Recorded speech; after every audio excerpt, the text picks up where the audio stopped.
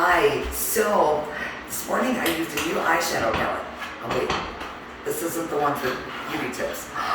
That's right, we're talking about construction. Maddie's rolling her eyes. Thank you, Maddie. So we're back at the Wildwood project in Montrose. So when we were here last, the cabinets were still in, most of them, and we had barely started demo. So a week later, a lot of things have happened. Maddie, if you want to show them around the room, we no longer have cabinets. The plumbing has been moved. Electrical, not yet, because we're waiting on our electrician. Sorry, John, I gotta throw you under the bus. And they've got painting done.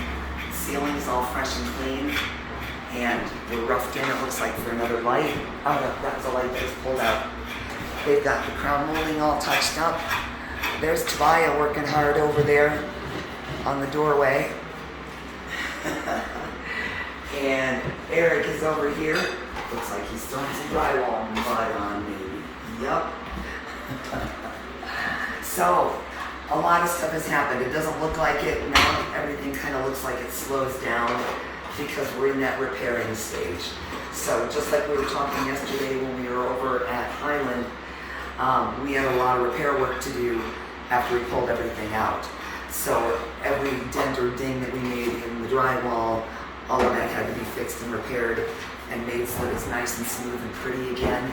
And then of course textured in those areas too, so that the texture matched everything else. And then painting, and the crown molding got a coat.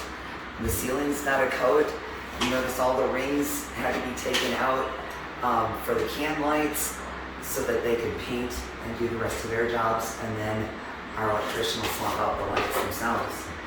So that old stove will go yet, and pretty soon here they're going to be pouring floor leveler. We talked about that a little bit earlier in another job too. When our floors aren't quite level, we throw down floor leveler, and that gives our guys at least a level playing field to start from.